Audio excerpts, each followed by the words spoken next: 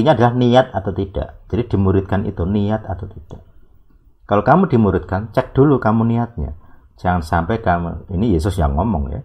Kalau kamu dimuridkan, pertimbangkan dulu. Kamu membangun kota itu siap nggak anggaranmu?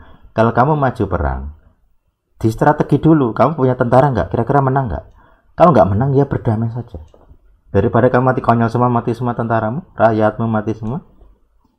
Mending hidup tapi menderita itu daripada mati. Kamu melawan juga kalah gitu. Jadi pemuridan itu seperti itu. Dihitung dulu, sanggup nggak menjalani. Jadi banyak orang bangga, wah saya murid Yesus gitu, ikut kelas pemuridan. Tapi kualitasnya ya, ya nuwun sewu, nggak masuk gitu. Mereka hanya diajar disiplin rohani. Ayo saat teduh, ayo hafal ayat, ayo doa. Hanya diberi beban-beban yang jasmaniah. Rohanianya di mana?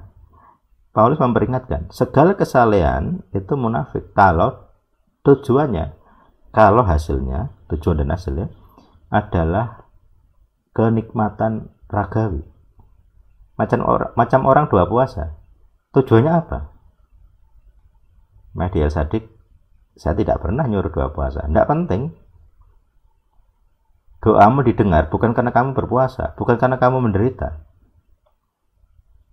Kalau saya disuruh milih, sama-sama berdoa, satu dengan doa puasa yang penuh derita, satu dengan makan enak, ya saya pilih makan enak.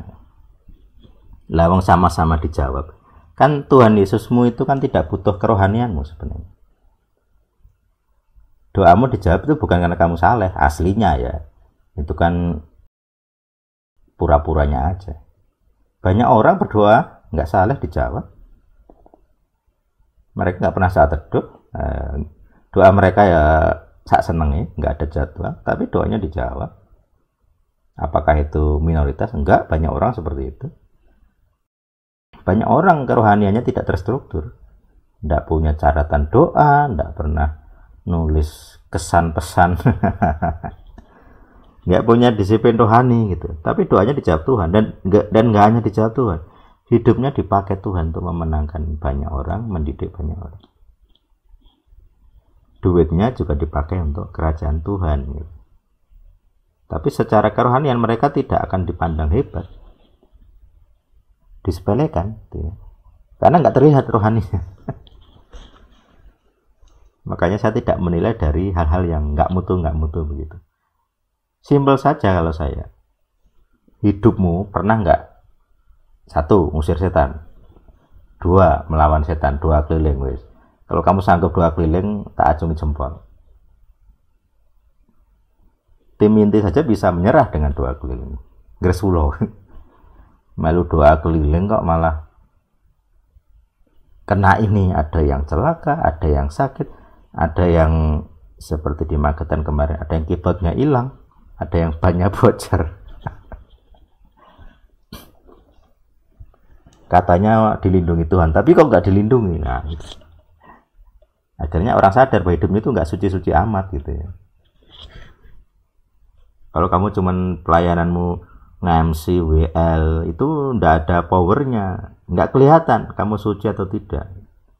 Tapi kalau kamu melawan setan secara langsung kelihatan. Kalau kamu nggak suci langsung KO. Ada yang batal pergi, ada yang sakit, ada yang kecelakaan dan seterusnya. Jadi kamu harus mengaku salah, kamu itu nggak suci, ya gitu aja. Kalau kamu masih beralasan, wah ini tadi gara-gara ini, gara-gara itu, berarti kamu hatimu nggak ada rasa bersalah. Ini munafik, ini pemuridan munafik. Ya akui saja salah, kamu kalah kan. Kamu dengan setan sudah kalah, berarti kan kamu nggak suci. Ya gitu aja. Nggak usah munafik gitu loh. Makanya kita di Al-Sadik ini, kalau munafik pasti ketahuan. Nggak akan betah. Tak pisoi ya, munafik. Karena kelihatan sekali, nggak ada ya. Siapa yang bisa sembunyi, nggak ada. Mau beralasan tuh nggak bisa, di Al-Sadik nggak bisa. Kelihatan sekali, saya udah punya cara lah gitu ya, cara untuk ngetes orang. Itu namanya, makanya kita selalu, saya sering bilang tes power tuh Tes power itu begitu. Saya tes, rohmu itu saya tes gitu. Kalau di dalam dirimu ada roh-roh pendosa, tidak mungkin betah gitu ya. Bisa kena efek samping, jadi saya sedang melakukan apa, tiba-tiba ada yang laporan gitu kan. Saya kemarin ke Salatiga, terus juga kemarin ke Rencana ya, ini baru Rencana gitu, ke Wonogiri kan. Ternyata ada itu ya, ada yang memang motornya jatuh dari jalan, dimarahi yang itu ya, yang punya tanah, yang hampir kena rumahnya. Celaka, kerugian. Bukan hanya celaka, kerugian gitu ya. Ada yang kendaraannya mogok, ada yang macam-macam gitu.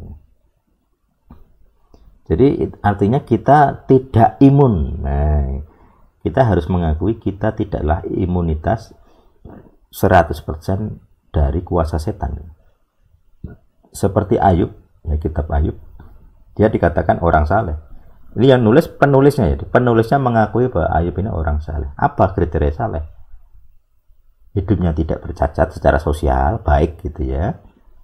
Dia punya ibadah rutin, jadi bahkan anak-anaknya kalau bikin pesta dia bikin korban bakaran sebagai penebusan dosa. Saleh sekali. Bersaleh, penuh hikmat, dan dianggap paling saleh di dunia timur. Nah, kita nggak tahu dunia timur di mana, apakah dia Persia dan seterusnya, di timurnya Yerusalem gitu ya. Apakah dia kawasan Mesopotamia, Babilonia, kita nggak tahu. Karena di kitab Ayub tidak ada penyebutan nama suci sama sekali. Jadi Tuhannya, namanya Tuhannya tidak ada, hanya Elohim saja. Tidak ada nama sucinya. Jadi bisa saja Tuhannya berbeda ya gitu.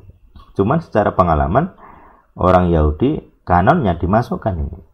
Jadi artinya Ayub ini diakui menyembah Tuhan yang sama dengan Tuhannya Israel, walaupun tidak menyebut nama suci secara jelas, nama sucinya Tuhannya Israel. Nah ini contoh.